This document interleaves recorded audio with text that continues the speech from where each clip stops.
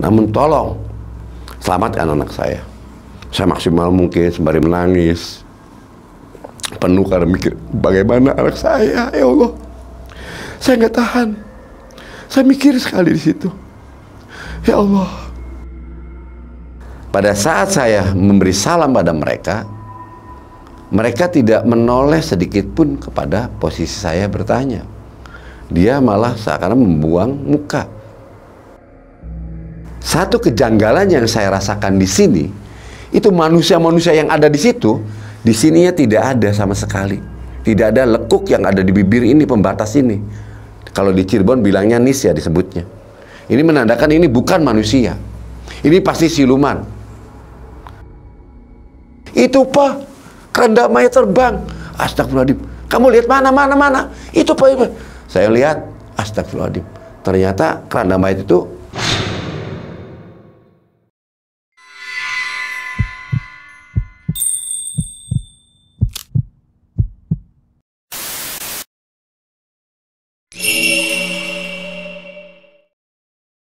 Assalamualaikum warahmatullahi wabarakatuh. Selamat malam sobat mengulas malam dimanapun Anda berada. Kali ini saya ingin menceritakan sebuah pengalaman pribadi saya bersama anak saya. Terjadinya pada tahun 2020 yang lalu. Masih hangat-hangatnya. Waktu itu saya bersama anak saya pergi ke Pangandaran. Berangkat dari Cirebon pagi hari sampai di Pangandaran siang hari. Tujuan saya ingin menyenangkan hati anak saya berwisata di Pangandaran, di mana yang terkenal pantainya itu sangat ramah, indah, dan panoramanya, wah udah nggak usah diceritakan lah. Yang pastinya ini pasti menyenangkan. Dari tempat satu ke tempat lain, anak saya senang sekali. Betapa bahagianya seorang ayah bisa menyenangkan anaknya. Tanpa terasa waktu telah berlalu, sehingga waktu itu senja pun menjelang. Persis saat ingin datangnya suara azan maghrib, akhirnya kami segera bergegas untuk pulang. Begitu azan maghrib selesai, kita menjalankan sholat maghrib, dan saya anak langsung berangkat mengendarai kendaraan sepeda motor untuk pulang. Dari Pangandaran pada saat selepas ba'da maghrib itu saya tinggalkan kenangan bersama anak saya. Pangandaran, selamat tinggal, nanti kita bisa jumpa lagi lain waktu dan kesempatan. Akhirnya anak saya pun merasa bahagia dan senang, karena selama ini kepengen banget anak saya bermain ataupun wisata bersama orang tuanya. Dalam perjalanan pulang, cuaca sudah mendung dan turunlah hujan rintik-rintik. Gerimis pun turun. Akhirnya anak saya mengatakan, "Pak, kalau kita di jalan ini, jalan utama, kayaknya pulang tuh kayak waktu berangkat lama banget, Pak. Supaya cepet ke rumah, ini jangan sampai larut malam, Pak."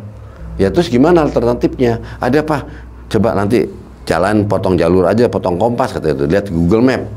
Akhirnya dilihatlah sama anak saya lewat HP itu Google Map arah dari titik yang ada untuk melalui ke Cirebon, jalan alternatif yang sekiranya itu dipilih oleh anak saya melalui Raja Desa. Pak, jalur ini nih Pak, ambil potong ke jalur arah jalan ini nih, jalan ke kampung Raja Desa. Ini menghemat 1,5 jam. Pikir saya lumayan juga 1,5 jam nih untuk mempercepat. Ya udah Mbak, tanpa pikir panjang, karena berpikir saya itu ada petunjuk arah lewat Google Map. Saya putar arah, mengikuti apa yang ada di Google Map. Mbak, tolong kalau belok katakan belok kemana arahnya ya. Mbak pegang HP-nya. Papa kan nggak bisa ngelihat, karena Papa ngendarain, kamu yang dibonceng lihat. Iya Pak. Udah Pak, belok kiri Pak. Akhirnya saya ikutin alur yang dari acuan dari anak saya melihat dari Google Map. Terus tanpa terasa waktu berlalu, Isya pun telah terlewati. Selepas ba'da Isya, saya melanjutkan perjalanan itu terus saja sampai saat itu saya menemukan satu persimpangan jalan. Entah desa apa namanya, karena saya sendiri baru pertama kali menginjakan kaki. Yang betul-betul bagi saya ini adalah sangat-sangat yang di luar nalar saya, karena belum pernah memasuki situ, belum pernah memasuki wilayah itu dan melaluinya. Jadi sangat benar-benar awam banget di dalam hal ini. Mbak, jangan sampai nanti tersesat nih Mbak. Papa belum pernah melalui jalan ini. Kan ada Google Map, Pak, penunjuk arah. Mana mungkin lah Google Map membohongin. Dibuatkan Google Map ini otomatis untuk memudahkan si pengguna, Pak. Itu jawaban dan alasan dari anak saya. Bambut, kan pernah namanya juga orang pakai Google Map tuh kesasar. Terus gimana? Belok kanan, Pak. Terus saja tuh dia tuh arah dari Google Map menunjukkan anak saya itu kepada saya di HP-nya itu. Oh ya udah, titik arahnya itu. Yaudah Pak, makasih.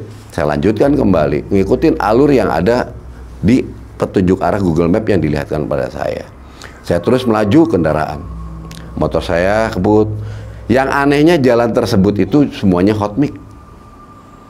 Sana sini boleh dikatakan tuh pohon besar, hutan kanan kiri, sejuk banget. Cuman karena suasana di sana itu air hujan agak turunnya ini semakin deras, semakin mencekam diri saya ini kedinginannya. Udah kehujanan, dingin, berbaur cepat agar cepat pulang. Apalagi ini daerah yang saya sendiri belum pernah melewati daerah ini. Jalan yang saya lalui ini benar-benar bagi saya ini ya apa dikata orang baru melaluinya. Sangat awam banget saya ini di lokasi ini. Waduh, Mbak, jangan sampai kesasar Mbak. Tapi Papa lihat kan itu di Google Map arah petunjuk kemana. Akhirnya saya lalui terus, ngikutin terus. Pada saat pentokan yang ada dilihat dari waktu di Google Map itu, di situ ada jalan cabang. Nah saat di situ saya berhenti, mendadak sinyal tidak ada. Saya kebingungan, Mbak kemana Mbak? Ini jalan cabang nih. Ya kan waktu dilihat di Google Map kan, tuh Pak, kan lurus waktu itu tuh. Ya sekarang kemana coba? Coba dilihat diurut. Ternyata internetnya loading dan tidak ada sinyal. Waduh Mbak, ini gimana Mbak? Ini kita udah masuk terlalu dalam Mbak. Ini udah terlalu dalam, ini hutan-hutan semua Mbak. Ya coba Pak, barangkali ada penduduk desa ataupun orang di sini, kita tanyain. Ya udah ke kanan aja Pak. Karena saya ingin menyenangkan hati anak saya ikutin aja apa kata anak saya. Ambil jalur ke kanan. Saya laju kembali kendaraan. Muter lagi tanpa terasa, balik lagi ke tempat itu. Mbak, ini sejalur yang tadi yang dilalui Mbak. Iya Pak. Ya terus kemana? Kalau ke kiri ini kuburan Pak, itu pemakaman umum tulisannya ada tuh. Ini desa apa Mbak? Ya nggak tahu, nggak ada keterangannya Pak di Google Pak. Karena suasana di situ tidak ada rumah satupun, yang hanya petunjuk arah saja. Hanya tertulis pemakaman umum aja, tempat makam. Saya kebingungan. Coba Pak, jam berapa sekarang Pak? Pak, udah jam 9 lebih, ini mendekati jam 10 malam Pak. Waduh. Ya udah Pak, lanjutin aja seperti tadi aja Pak, ke kanan ambilnya Pak, karena udah nggak ada petunjuk yang lain untuk jadikan acuan kita. Ya udah Mbak, kalau memang ini petunjuk jalan kita, yuk kita jalan lagi. Laju kembali motor tersebut, maju lagi, balik lagi ke situ lagi, ke tempat itu lagi. Ya Allah ya Rasulullah, itu 2 kali Mbak. Ini Papa kesini lagi, ini jalan yang mana? Kamu menyuruh Papa nih ngikutin alur yang ada. Papa sendiri ngikutin, menunjukkan kembali lagi kemari. Udah 2 kali nih Pak. Aduh, Papa udah 2 kali lalui kayak gini di tempat kesini ini Mbak. Jadi gimana Mbak? Ya udah kita coba lagi. Barangkali selama perjalanan ini bisa menemukan orang untuk ditanyakan. Akhirnya saya berlalu kembali. Sampai ketiga kalinya datang lagi ke tempat itu, yang dimana menunjukkan pemakaman. Di sana itu ada jalan cabang lagi, yang memang boleh dikatakan di situ hutan-hutan lebat, pohon tinggi, dengan cuaca yang sangat sangat mengerikan juga ya, karena hujan semakin deras, nguber waktu. Di sana sini tidak ada orang yang untuk bisa ditanyakan, ingin menanyakan arah untuk pulang ke Raja Desa, melalui Raja Desa kemana arahnya. Udahlah, barangkali nanti ada orang yang melalui di sini, kita tanya saja. Iya Pak. Seketika itu anak saya melihat ada seseorang yang berlalu, yang berjalan. Pandangan saya melihatnya dia akan menghampiri saya. Ternyata di situ ada pohon besar. Dan dia masuk melalui pohon itu di belakangnya. Wah, bisa ditanyakan ini dalam hati saya ini. Mbak, kita tanyakan aja Mbak ke sana Mbak. Orang itu Mbak. Ya udah apa aja. Mbak nunggu di sini. Ya udah kamu tunggu. Karena jarak saya dengan pohon besar tersebut tidak jauh. Dan saya pun ada satu kekhawatiran meninggalkan anak saya seorang diri, apalagi perempuan. Tunggu ya Mbak, jagain motornya Mbak. Kalau ada apa-apa langsung kamu menjerit. Iya Pak, saya hampiri tuh orang yang tadi. Ternyata sosok itu tidak ditemukan oleh saya setelah saya mendekati pohon yang besar tersebut. Setelah saya datang, memberi salam, lihat ke sana, diputeri pohon itu, tidak ketemu orang tersebut. Saat itu juga saya mulai merinding dan benar-benar terasa oleh saya bulu kuduk merindingnya minta ampun. Waduh, ini gimana ini? Nggak ada. Saya buru-buru kembali lagi mendekati anak saya, takut ada apa-apa. Mbak, gimana keadaan kamu? Keadaannya gimana Pak? Mbak, biasa-biasa aja, nggak ada apa-apa. Enggak, maksudnya barangkali menemukan hal yang enggak atau yang gimana dirasa oleh kamu. Papa ini merinding, enggak ngerti. Enggak ada Pak, biasa-biasa aja. Sekarang hari apa Mbak? Hari Jumat Pak. Jumat apa? Jumat Kliwon. Tapi besok kan berlalu hari Sabtu Pak. Jumat Kliwon malam Sabtu. Bertambah kembali bulu kuduk saya ini, semakin kenceng merinding. Ya Allah ya Rasulullah. Yaudah kita lanjutkan aja Mbak perjalanan untuk mencari. Akhirnya saya lalui lah, meninggalkan tempat itu, berharap ketemu satu desa yang dimana saya akan menanyakan sesuatu pada warga setempat untuk menunjukkan arah saya pulang. Singkat cerita, berlalulah kurang lebihnya itu sekitar jam 11 malam. Ada satu perkampungan di mana satu kampung itu semua nyala lampunya. Di rumahnya itu nyala. Saya hampiri dan mengetok pintu. Ada salah satu rumah di mana rumah tersebut tuh nyala lampu karena tembok ataupun istilahnya di situ jendelanya berkaca putih. Pikir saya mau menanyakan, ingin meminta bantuan pada penduduk setempat. Saya gedor, Assalamualaikum, gitu ya. Sampai 3 kali. Karena sudah 3 kali tidak ada jawaban sama sekali, sahutan apa dan itu dan ini, karena dalam hukum saya harus meninggalkan tempat itu. Mungkin saya telah mengganggu, saya tinggalkan. Yang aneh sekali di situ, satu kampung itu semua rumah lampunya nyala semua, tapi tidak ada satupun warga yang di sana ada. Karena satu rumah ke rumah lain saya mengetok pintu, ingin menanyakan, meminta bantuan untuk penunjuk arah. Saya agak kebingungan, kurang lebihnya 5 rumah tersebut sudah saya ketuk. Tidak satupun orang atau penghuni yang menjawab salam saya.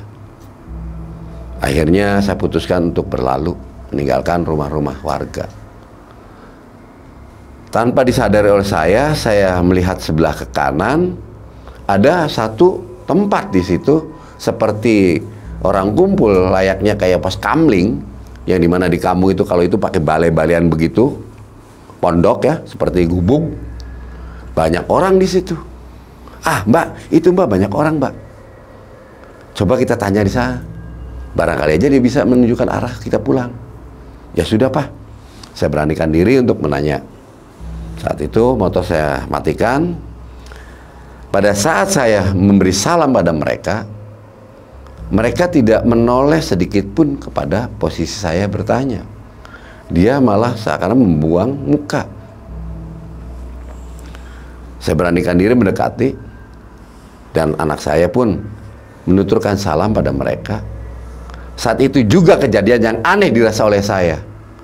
Orang tersebut melihat ke saya, menatap saja, tidak memberikan jawaban sepatah kata pun. Satu kejanggalan yang saya rasakan di sini, itu manusia-manusia yang ada di situ, di sininya tidak ada sama sekali. Tidak ada lekuk yang ada di bibir ini, pembatas ini. Kalau di Cirebon bilangnya nis ya disebutnya. Ini menandakan ini bukan manusia. Ini pasti siluman. Karena pelajaran ataupun pengetahuan saya, setiap manusia yang tidak memiliki lekuk tengah ini, itu bukan manusia. Pada umumnya, manusia semua memiliki nis. Ini tidak ada sama sekali. Saya mulai memundurkan langkahnya, setapak demi setapak. Saya dikejutkan oleh jeritan anak saya. Karena anak saya menjerit dengan kerasnya. Waktu itu juga saya, ada apa mbak? Saya tersontak kaget. Ada apa ini mbak? Pak, mukanya rata pak, nggak ada mukanya pak. Cepat pak, kabur pak. Mendadak waktu itu juga saya buru-buru mengendalikan kembali motor, menyalakan motor dan cepat-cepat untuk berlalu. Begitu anak saya udah naik, langsung kabur saya waktu itu. Kabur saat itu juga, meninggalkan lokasi orang-orang yang kumpul di sana. Karena jalan di kampung yang namanya hujan terus turun, walaupun rintik-rintik agak deras, jalanan semakin licin. Apalagi di sana tanahnya tanah merah. Karena saya udah lepas daripada jalanan umum, masuk ke perkampungan, terseok-seok saya. Motor terseok sampai jatuh sekali. Bangun mbak, lihat posisi anak saya. Mbak, gimana mbak? Nggak apa-apa mbak, nggak apa, udah cepetan pak, cepetan bangun. Saya bangun kembali. Tambah licin sekali. Jalan yang dilalui oleh saya, di situ ada hanya tanah dengan kerikil-kerikil, serta ada sebagian bekas istilahnya macam peluran ya, yang semen. Ada juga rusak lagi, yang rusak. Jadi jalan itu tidak rata dan tidak enak. Sehingga saya tidak bisa mengendalikan motor dengan kecepatan tinggi ataupun buru-buru melalui. Akhirnya motor jalan pelan-pelan tapi sering terselip. Jatuh bangun lah saya bawa motor. Saya kasihan sama anak saya. Akhirnya anak saya suruh jalan. Motor pun saya tidak nyalakan, hanya dituntun. Saya tuntun motor tersebut. Semakin berat saya menuntun motor. Karena pada saat itu lumpur di roda motor itu semakin tebal. Tanah merah tersebut membelit sehingga ban motor itu terpenuhi oleh tanah merah. Saat itu juga anak saya menjerit yang membuat saya kaget dan kebingungan. Pas saya kecapean, lelah, anak saya menjerit juga waktu itu. Saya pikir ada apa mbak? Itu pak, keranda mayat terbang. Astagfirullahaladzim. Kamu lihat mana? Itu pak. Saya lihat, astagfirullahaladzim. Ternyata keranda mayat itu terbang ke arah yang tadi orang-orang berkumpul. Posisinya lah datang ke sana. Ayo pak, cepet pak, ayo pak, cepet pak. Saya cepat-cepat meninggalkan lokasi. Dengan kekuatan tenaga yang saya miliki, sepenuhnya saya maksimalkan agar cepat bisa meninggalkan lokasi tersebut. Anak saya pun, mbak, kamu nggak apa-apa, udah kamu doa aja, cepet jalan, cepetin. Papanya gimana nanti tertinggal, udah kamu jangan mikirin papa, kamu selamatkan diri kamu, cepetan, gimana pun juga, saya tetap akan semampu mungkin nih, maksimal mungkin saya menarik motor itu, menuntun dengan kekuatan penuh, namun jalannya lamban karena beratnya nggak kira-kira, seakan-akan motor itu kayak ada yang menahan. Saya kebingungan, ya Allah, saya doa aja, saya nyebut sebisa-bisanya, berdoa sebisa-bisanya. Aroma bunga kenanga, bunga Kamboja, bunga melati mulai tercium di hidung saya, sangat menyengat sekali. Bunga-bunga kematian, yang dimana ini ciri khas daripada kematian. Itu terasa merasuk dalam penciuman saya, sangat tajam sekali. Ya Allah ya Rasulullah, kalau memang saya ini sudah waktunya untuk diambil menghadapmu, saya ikhlas ya Allah, saya sudah ikhlas. Namun tolong selamatkan anak saya. Saya maksimal mungkin sembari menangis penuh karena mikir bagaimana anak saya, ya Allah, saya nggak tahan. Saya mikir sekali di situ. Ya Allah. Terus saya paksa, sembari menangis saya maksakan diri untuk cepat-cepat bisa meninggalkan lokasi ini. Akhirnya pada saat itu kurang lebih waktu 11:30, pas berbentur waktu bisa tahunya itu, saya menanyakan pada anak saya, Mbak, HP masih hidup? Masih. Jam berapa, Mbak? Jam 11:30 malam, Pak. Bentar lagi dini hari, ini gimana, Pak? Udah lanjutkan terus, Mbak. Tak terasa waktu berlalu dan jalan sudah saya lalui dengan semaksimal mungkin. Akhirnya ketemulah jalan aspal, jalannya agak baik. Akhirnya saya mencoba untuk menghidupkan motor kembali. Ternyata motor belum hidup, nggak mau di starter. Aduh, gimana ini, Mbak? Udah, Mbak, kita parkirkan aja di jalan aspal supaya nanti ini ditonggak. Ya udah, Pak. Coba saya turun ke jalan aspal dan motor di standar tengah, dengan hati deg-degan, rasa was-was bagaimana keselamatan anak saya. Ya Allah, anak saya pun menangis melihat saya keluh kesah yang ada kekesalan. Ini gimana? Ya udah, coba, Pak, kita istilahnya beresin dulu tuh motor. Gimana, Pak? Mbak, tolong itu tongkat, Pak, itu ada kayu, ambil untuk bersihin tanah-tanah yang di roda ini yang membuat berat. Akhirnya semua yang tanah merah itu saya buangin di roda tersebut. Saya selah kakek engkel, ternyata motor bisa menyala. Alhamdulillah, Mbak, ya Allah, terima kasih ya Allah atas rahmatmu. Motor bisa aktif lagi. Ayo kita pulang, Pak, cepat tinggalin, Pak. Saat itu juga kejadian aneh yang saya rasakan. Upek-upeknya ada di tempat itu juga. Dilihat oleh saya, di situ hanya arah petunjuk pemakaman umum. Dari tadi upek saya di sini, berarti saya nggak karu-karuan ini arah. Mbak, coba Mbak konsentrasi penuh, baca doa, insya Allah, yuk bareng-bareng akan ketemu seseorang yang bisa ditanyakan untuk arah pulang, Mbak. Anak saya menangis karena kekhawatiran tersesat semalaman di daerah orang yang tidak dikenal sama sekali wilayahnya.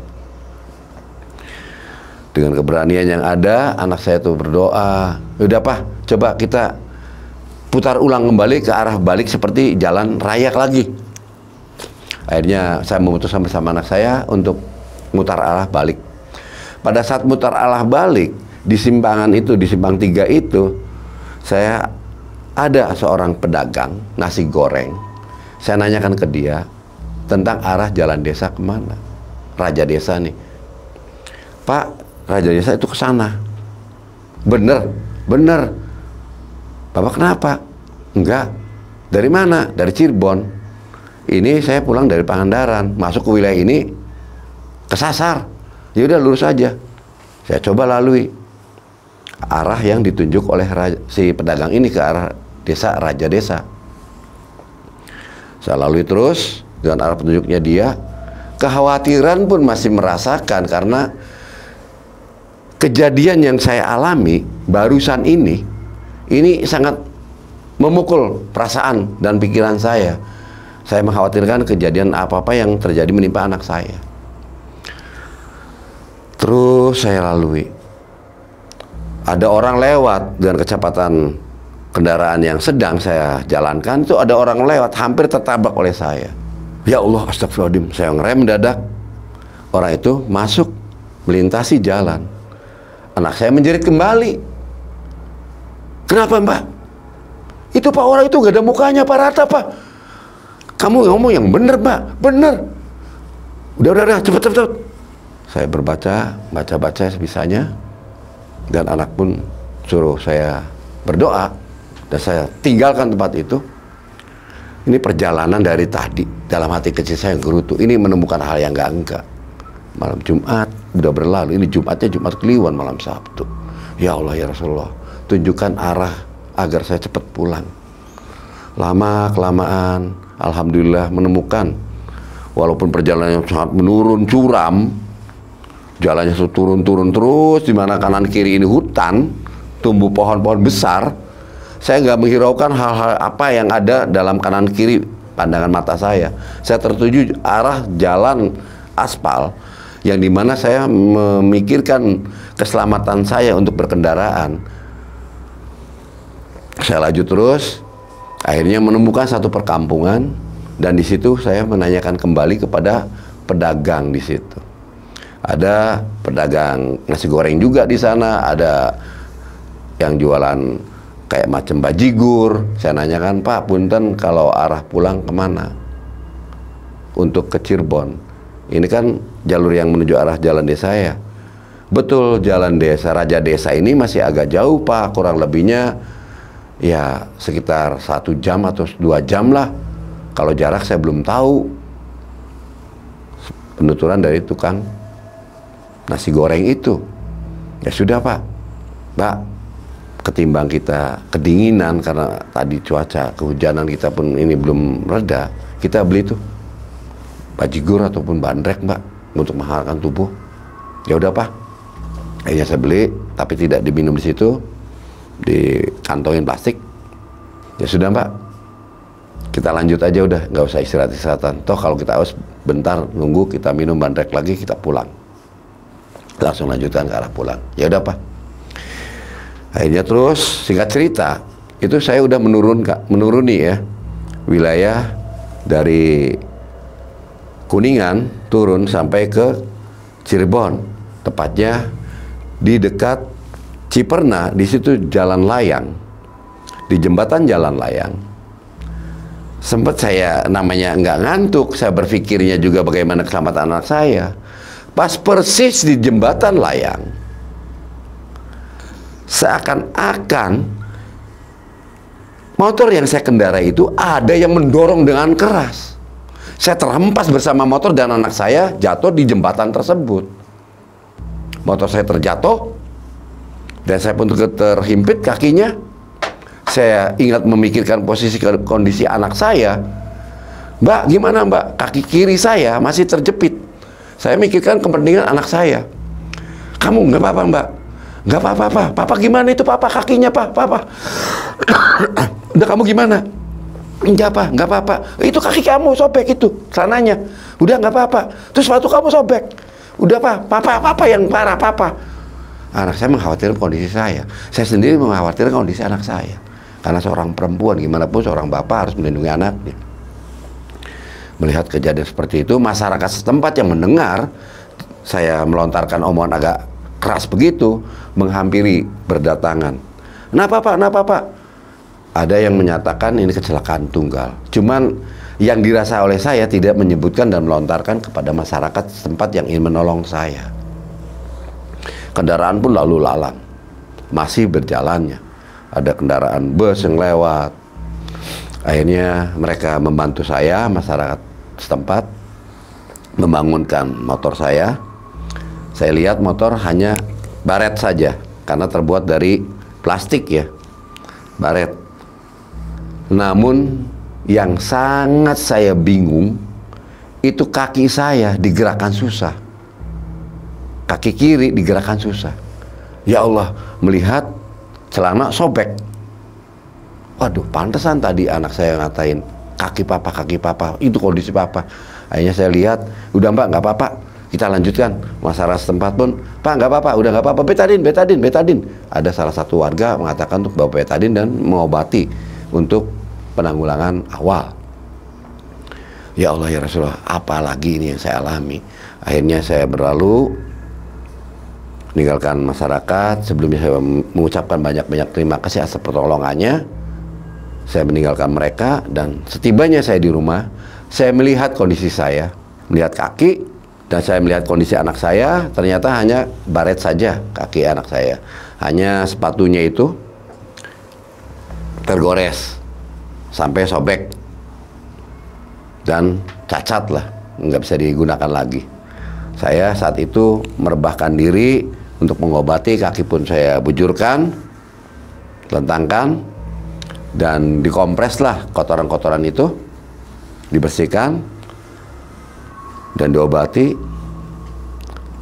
Dah, keesokan harinya yang saya rasakan, kaki saya tidak bisa bergerak. Yang kaki kiri ini untuk dilipat itu ditekuk nggak bisa, hanya menjajur saja. Lurus saja nggak bisa ditekak. Baru dilipat, lurus terus. Ya Allah ya Rasulullah, ini gimana? Astagfirullahaladzim. Akhirnya saya menelpon teman saya, karena waktu itu pembimbing saya di pesantren itu tidak, HP-nya tidak bisa dihubungin. Akhirnya teman saya datang, si Riri pun datang ke rumah. Ri, tolong ke pembimbing atau guru kamu yang di pondok pesantren, tolong bawa kemari. Ceritakan kejadian ini. Kaki saya nggak bisa untuk dilipat. Barangkali beliau bisa nangani. Hanya Lili pun datang untuk menjemput pembimbing saya. Alhamdulillah, singkat cerita pembimbing pun datang bersama Riri, memberesi kaki saya sampai tertawa. Oh, naon Bang? Iya mak, nyari suku nama murag motor. Ayah wae. Aduh, maneh. Dengan bahasa Sunda, karena biasa saya berbicara dengan pembimbing saya ataupun orang yang mengatakan bahwa beliau itu guru, karena saya anggapnya bukan guru, dia adalah orang yang membimbing saya. Entah orang mau menyebut apa, masa bodoh dah. Yang saya katakan kepada beliau itu pembimbing. Dipeganglah kaki, diurut sama beliau, sempat entah baca doa, sempat dia mengatakan, kamu ini masih selamat, alhamdulillah. Emang kenapa Pak? Mak, kamu itu dari kemarin diikuti oleh makhluk yang tidak terima pada kamu. Maksudnya gimana? Saya sombral atau saya enggak gimana?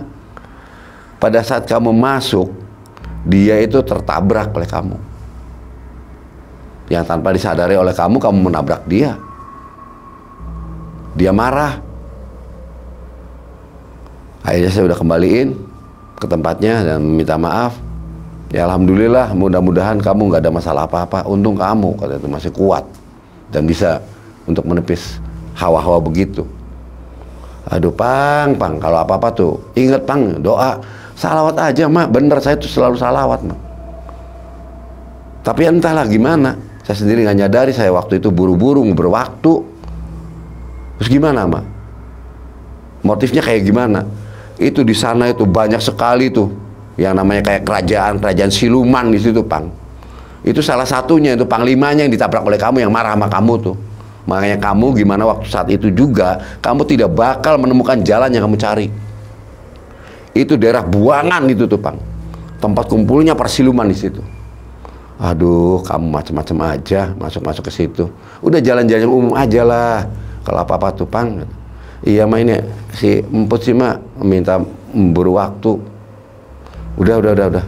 Sekarang pokoknya kamu nanti ada pelajaran sendirilah untuk masalah nangan kayak gituan. Udah sekarang yang penting kamu sembuh, sehat, bisa aktivitas sedia kala. Baiklah untuk sobat Mengulas Malam, dimanapun Anda berada, inilah kisah nyata yang saya alami, yang saya rasakan sampai saat ini. Kaki saya pun masih ada bekasnya, dan saya pun masih terasa sakit kaki kiri ini sampai sekarang. Kayak macem kalau dilipat terlalu lama tuh sakit banget. Oke, saya akhiri cerita ini. Semoga bermanfaat untuk kalian. Ambil yang baiknya dan jadikan video ini hikmah untuk kalian. Ambil yang positifnya, buang yang jeleknya. Pelajaran hikmah yang ada di cerita ini. Dan bagi yang baru bergabung, mohon subscribe-nya, komennya, serta saya ucapkan banyak-banyak terima kasih kepada pejuang subscribe, karena saya ada karena kalian. Karena saya bisa bersini, bisa berjalan terus karena kalian. Saya akhiri, wabillahi taufiq wal hidayah. Wassalamualaikum warahmatullahi wabarakatuh.